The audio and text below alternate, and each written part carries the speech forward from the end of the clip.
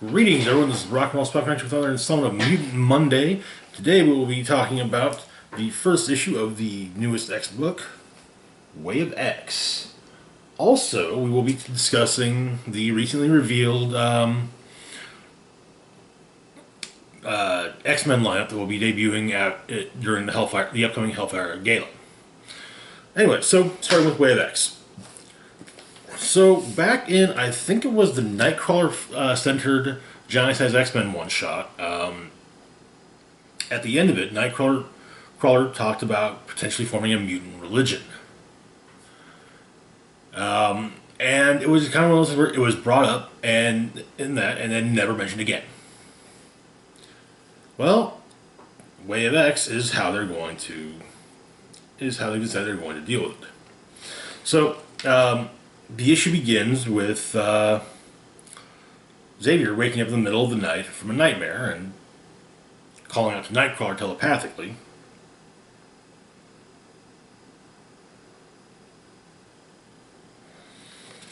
However, Nightcrawler is in Venice along with a handful of other, along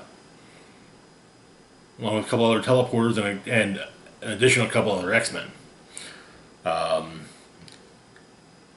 Blink, DJ, Pixie, and Loa.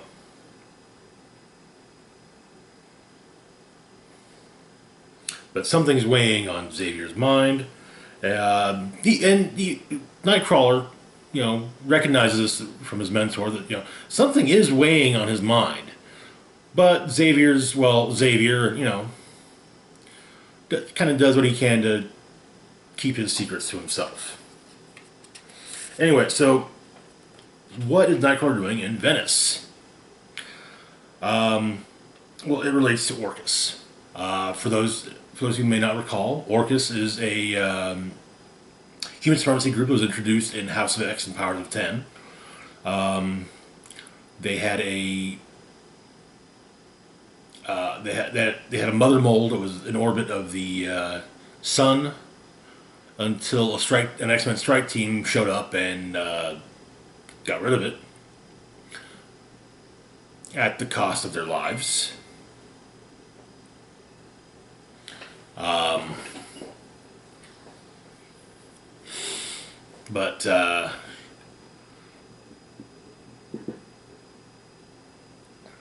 they've been popping up in other locales as well. For example,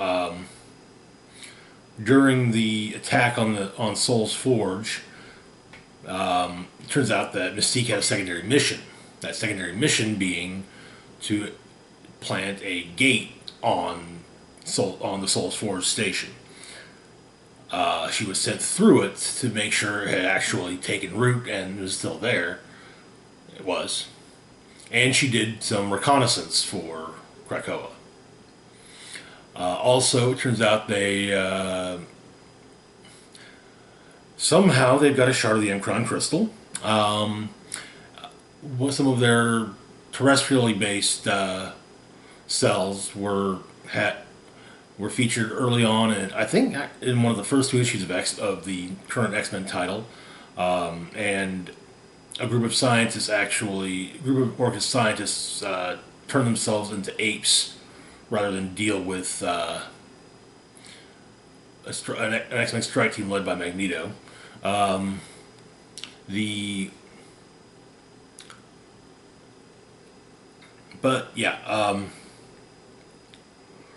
Also, more recently though, in Sword, during the King and Black tie-in issues, we learned that Orcus has recruited Henry Peter Gyrick, the advisor or the government liaison for Alpha Flight. Gyrick is a long-standing Marvel Universe politician, or government figure, I should say. He's never been a fan of mutants, but he's had moments of being, very close interactions with anti-mutant human supremacy groups. So, yeah. But he actually is a high-ranking member in Orcus now. as a from as revealed in recent issues of Sword. But anyways, turns out they have one of their strategies involves culture and narrative, influencing culture and narrative. This includes a Venice-based museum showcasing all the bad things that all of the bad things mutant kind has done. There's exhibits and statues to the Phoenix Force, Apocalypse, Omega Red, and it also turns out that within the museum, young priests are being taught the anti-mutant gospel to spread. But over the course of this, we learned that the younger mutants on Krakoa kind of see being resurrected as a form of status, so to speak. And Pixie hasn't died yet, so she hasn't been resurrected before. But the priests come out. The priests are discover the presence of the group of X-Men. Before things can turn truly violent, though, Pixie uses her pixie dust ability, making everybody happy. And however, there's a Orchid security operative wearing a gas mask, which makes him immune to the pixie dust, and he kills Pixie. Interestingly enough, the other three younger mutants actually see, it's kind of okay. Yeah, Pixie's gonna be resurrected. That's so cool. But there are discussions about how there's also discussion about part of the things that inspired Kurt to consider making a mutant religion was concerning resurrection. I mean, keep in mind, he's been dead. He has literally been dead before. There was an entire arc when Jason Aaron was writing Amazing X-Men. The first arc of Amazing X-Men, in fact, was all about Nightcrawler deciding to, go back to Earth from heaven. So, yeah. But the rest of the team, basically the kids leave. Also, it seems that the priests have kind of been shocked have been shocked out of their bigotry by seeing Pixie's murder. Nightcrawler stays behind a bit and appropriates the statue of Magneto from the museum.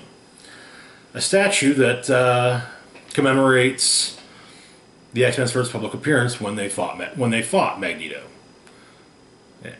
But it goes on display at the Green Lagoon, and while yes, Magneto has recognized that Nightcrawler's having some fun with him, he uses the opportunity to give a sermon.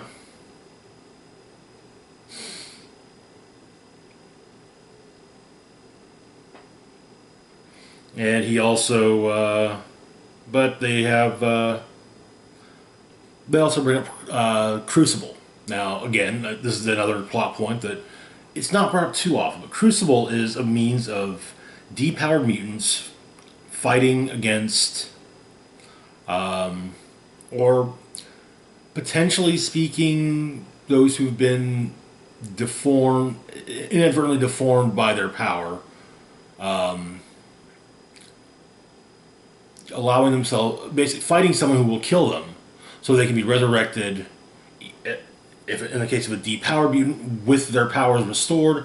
In the case of those who've been inadvertently deformed by their powers, basically back to looking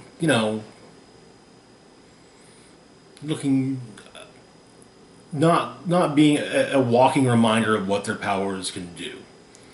The young Eastern European girl from the second New Mutants arc is one example of the latter.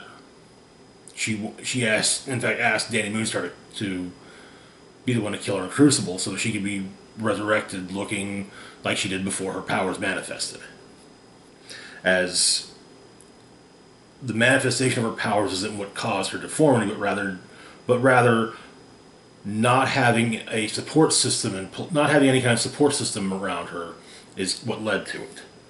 So, but while Magneto has no problem with Crucible, Nightcrawler flat out sees it as murder. But they argue a bit. Nightcrawler's desire to make a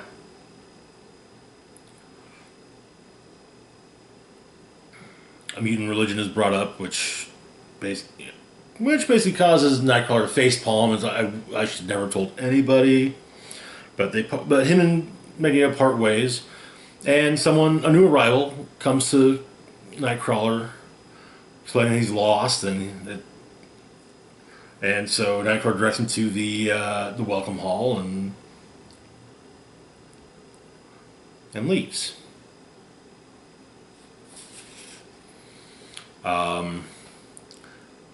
There's the Exodus talks to some of the younger mutants about Crucible and the reason behind Crucible, and for the second time, earlier, this is mentioned by one of the ones on that was on Nightcrawler's strike team earlier. The Patchwork Man is initially blamed by one of the younger mutants for decimation. Exodus promptly corrects the mutant, saying no, it was the Scarlet Witch, the Pretender. But we get more about who the Patchwork Man is, but then someone sneaks up on Nightcrawler, and it turns out to be Dr. Nemesis. Apparently, Dr. Nemesis has proposed the formation of a science corps to the Quiet Council. We'll get to that. We'll get to the prose section once we dealt with the story. But they have their own discussions. Dr. Nemesis has converted his hair into fungi, presumably of the psychedelic type. So basically, if he wants to, if he decides he wants to go for a mushroom trip, well, pull a shroom out of his head. But it turns out that the new arrival that spoke to Nightcrawler was a depowered mutant who wanted Nightcrawler to kill him in Crucible. But as Nightcrawler misunderstood the request and basically declined, instead he has to deal with Magneto, who is not kind and who's not entirely kind in his killing. But among this arrival's mutations was an extended torso. But Nightcrawler watches the new arrival be resurrected. Turns out he causes gravitational destabilization of the inner ear, and so yeah, everyone present at Arbor Magna except for Nightcrawler and Dr. Nemesis vomit. Nightcrawler just has good balance, and well, Dr. Nemesis self-evolved some ingenious biogyroscopes back in his 20s. I initially misread that as D20s, not his 20s. So yeah, but he's also there. Nightcrawler's also there for the resurrection of Pixie.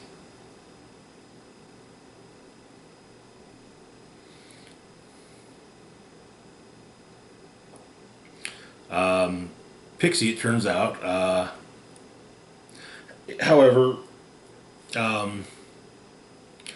Pixie's the consciousness version uploaded into her was from before the mission to Venice, so from like the day before. So that because she brought up how her favorite, it was explained, it was suggested that as she dies, think of her favorite food so that she'll wake up when she is resurrected, she'll do so happy, thinking of her favorite food. But she explains that her favorite food changes. And like the previous day, she was all about some sushi, but that day she could absolutely murder a cheese toastie. But she sees something off to the side which probably disappears, and then Nightcrawler pops up with a cheese toastie. She's actually more interested in that. She wants to have some sushi instead, though.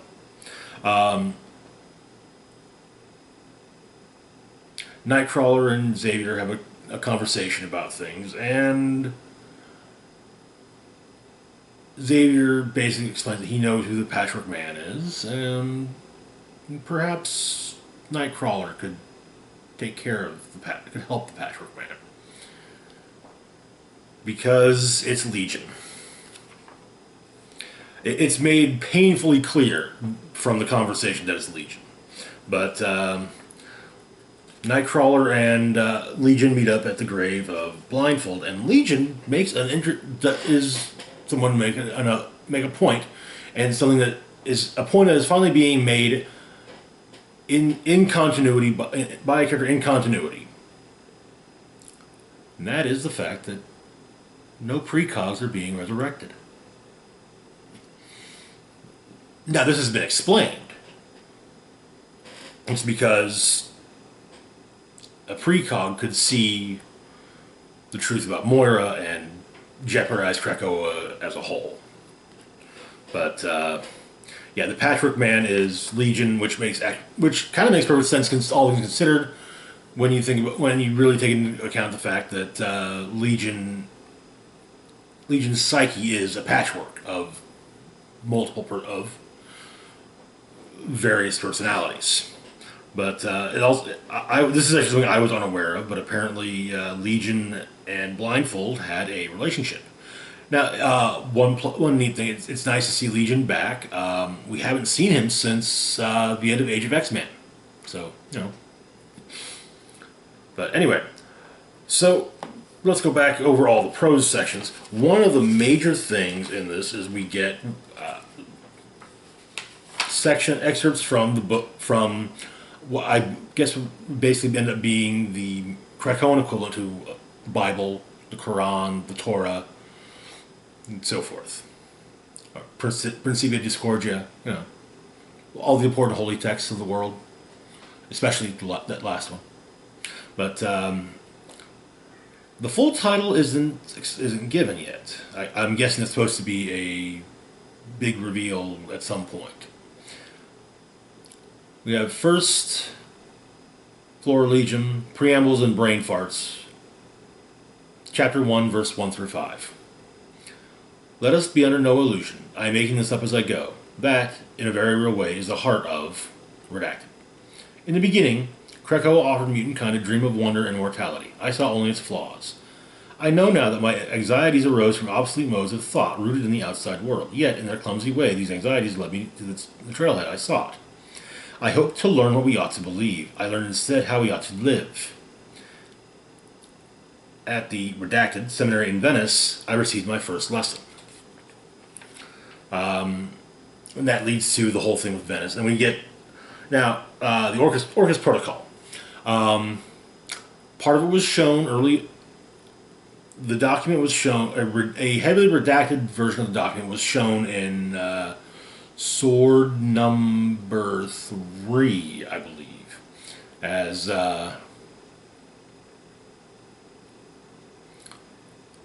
Manifold basically nicked the hard copy off of Gyric's desk. And also, Gyric was not supposed to have printed out the information. But we learned they have two types of strategies: direct and oblique. The 3 direct strategies are research and development, infrastructure and influence, and operations and offense. There's still some redacted segments explaining Orcus Protocol. But research development, the heads of research and development as well as operations and offense are currently redacted, but in charge of infrastructure and influence is Harry Peter Gyric. Then there's oblique strategies, culture and narrative, sociology and modeling, a the heads of which are both redacted. Then there's a sixth completely redacted, both what it is and who's in charge strategy. And finally, in the center, we have the central column. The head of the central column is also redacted. But, so yeah.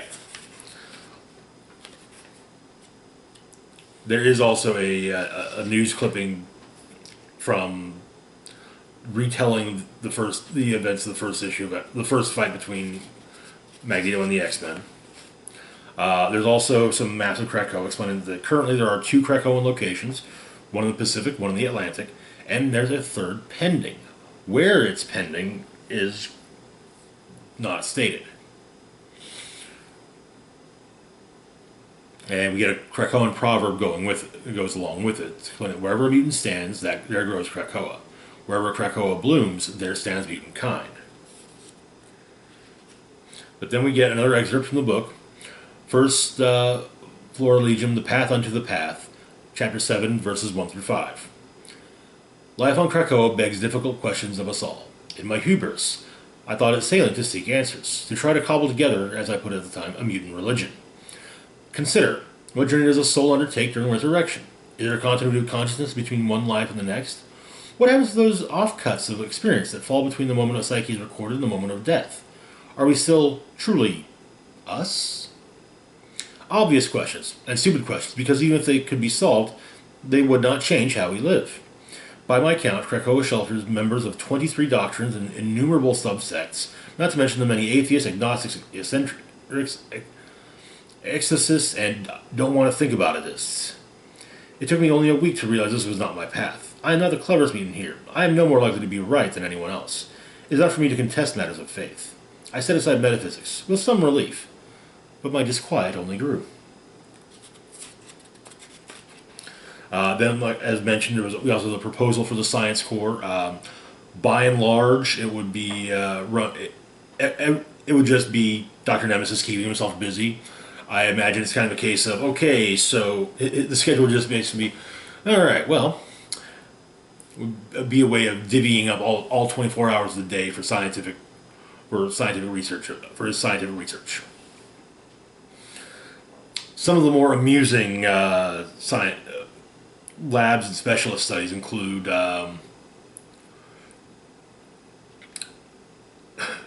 experimental murder tech, time shenanigans, mostly ethical pharma, fertility and sexy times, historical and anthropological cups, psychedelic insight, Department for the Perfection of Coffee,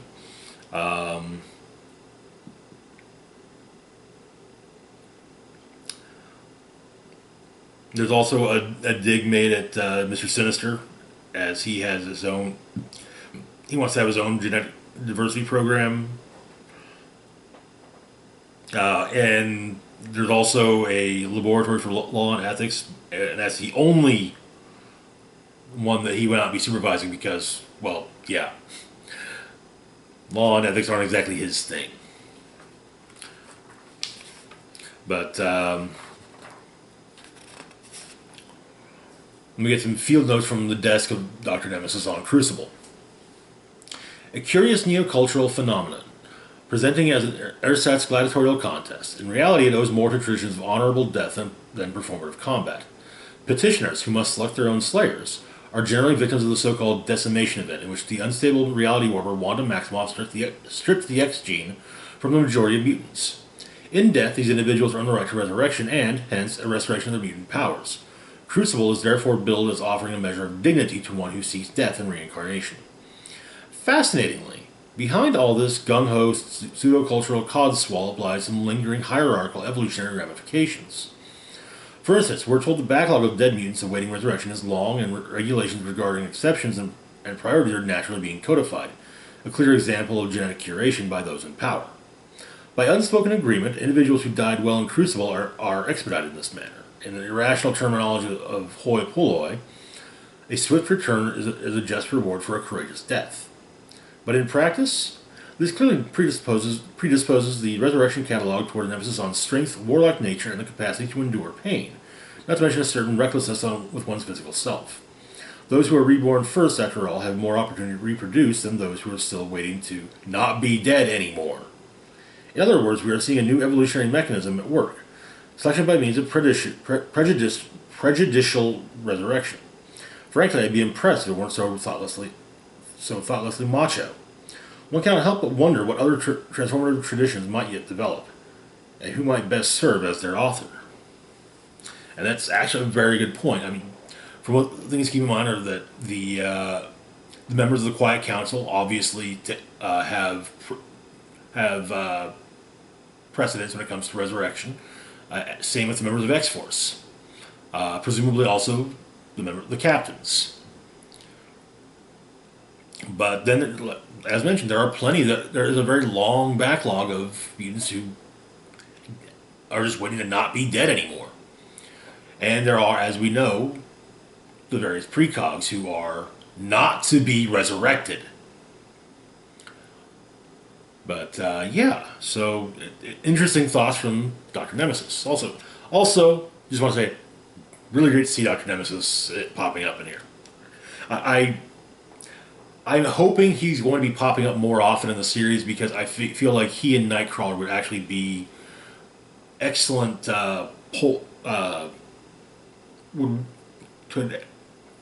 the purposes of character, could actually really work well off one another because of the fact that Nightcrawler is classically Catholic, like Catholic. Dr. Nemesis is at the very least a skeptic, if not a full-on atheist, who explains Thor's not a god. He's an extremely powerful alien. He's a member of an extremely powerful, long-lived alien race with technology far beyond what man and mutant kind are capable of. So of course he seems like a god. He would even cite things like, Storm can do some of the same things that Thor can do, just as easily.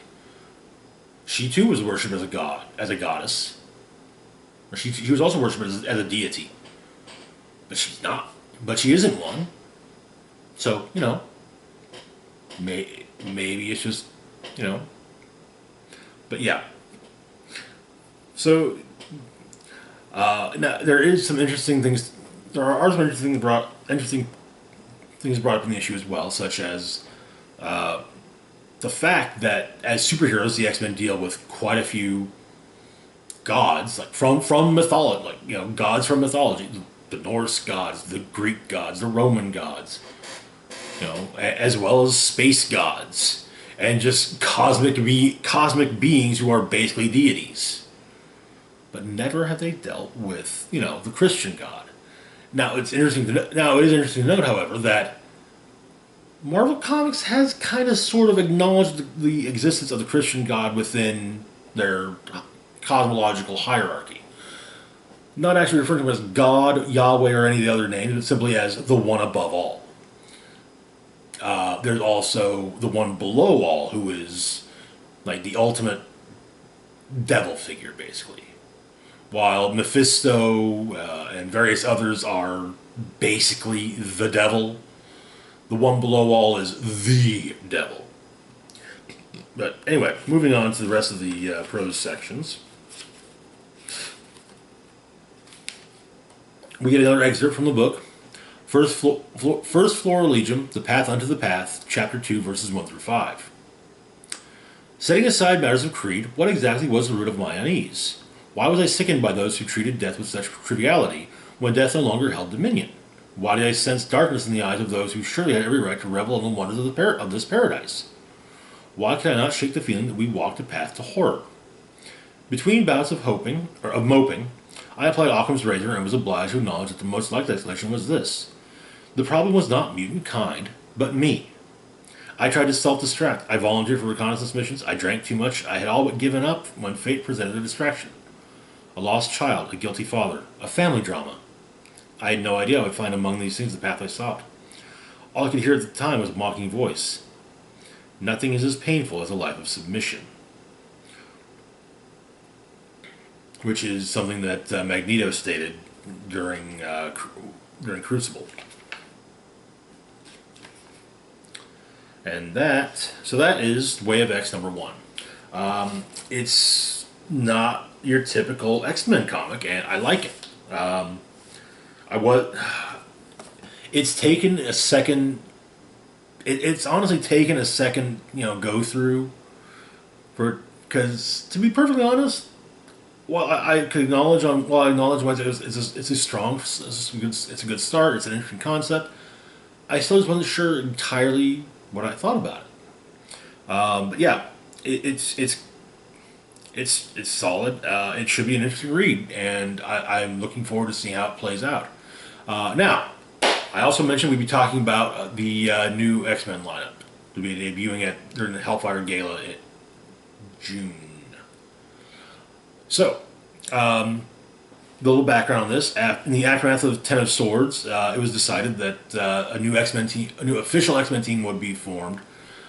Jean Grey left the Quiet Council, stating that no one from the Quiet Council should be on the X-Men, as it does kind of make the X-Men lineup seem to be, shall we say, makes it stay sanctioned, which then could lead to people saying, you're a member of the Krakoa's Quiet Council. You are clearly here as representatives of the Krakoan government, as opposed to being representatives of the Krakoan people. But they decided that there would be a vote as to who would be on the team, and Marvel decided that there would be a vote on one from the fans for who one of the members of the team would be. There were, if I remember correctly, 10 possibilities. Forge, Banshee, Sunspot, Cannonball, Marrow, Tempo, Boom Boom,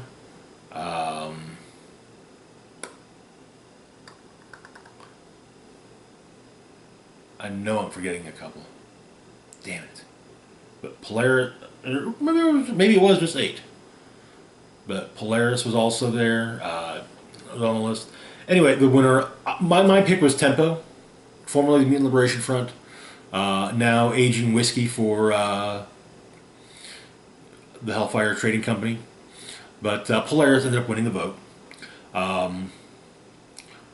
So the lineup is Cyclops, Jean Grey, Polaris, Rogue, Sunfire, Sync, and Wolverine.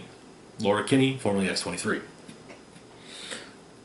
We will be referring to her as Wolverine from here on out, unless we are referring to an adventure that took place before she took the code name Wolverine, or during the brief period the brief pre-Age of X-Men period where she was referring to herself simply as, where she was back to calling herself X-23. But not the point.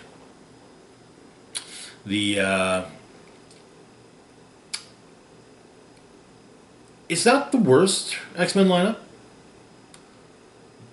And to be perfectly honest, it's a lineup I'd have been quite happy with, before Krakoa, basically. Now, I hate to say it, but it feels, I don't want to say bland, but just a little safe. I mean, with Krakoa, you've got so many teams with, so many of these teams that have at least a villain in the team.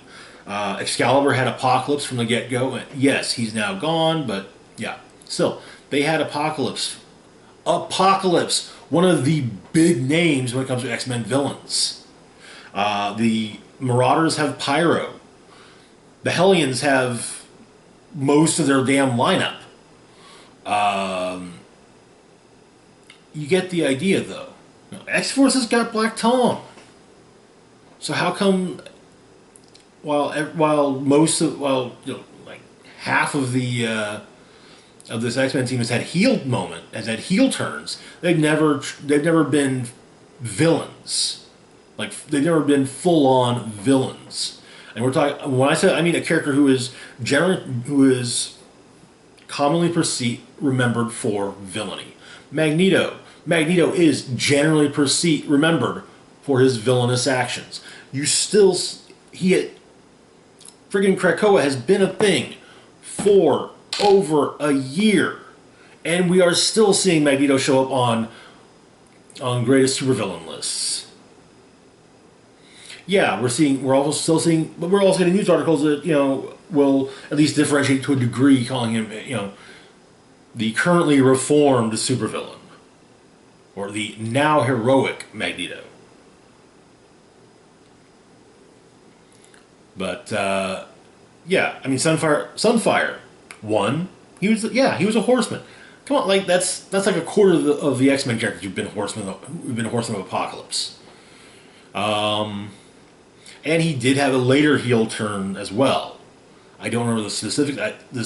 I know it happened while I wasn't reading comics, but yeah, he had a later heel turn, which pissed a few people off. I think it was mentioned in Extraordinary X-Men. I'd have to look back. Polaris. Polaris' heel turn. The big one was when she was under the control of Malice. I think she kind of sort of had a heel-ish turn in the late 90s working with Magneto, because as I recall, she was involved with his takeover of Genosha, at least early on. Rogue debuted as a member of the Brotherhood, and there has been one comic written where she was a member of the Brotherhood, because after that, because as I recall, her next appearance, she went to the X-Men for help because of what she did in Avengers Annual number 10. Cyclops. It depends on who you ask. I would say he got close to villain status.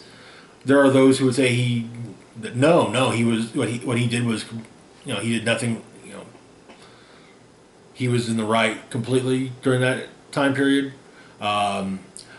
My main issue, my main potential villainy moment for him is when he was possessed of the Phoenix Force and killed Xavier. Jean, yeah, okay, she was Dark Phoenix once. Possessed by a cosmic entity. It's kind of a different. It's not as cut and dry as you might think, basically. Laura Kinney was initially an assassin, and then eventually left the program that made her and has become a hero. So yeah, Sync is the only one I think who has never had any kind of heel turn, to my knowledge. There may have been, yeah, I mean, there may have been some mind control at one point, but never anything is pronounced. It also helps that there was a long point where he was, dead. But yeah, I just there's a part that just kind of feels like it's all safe.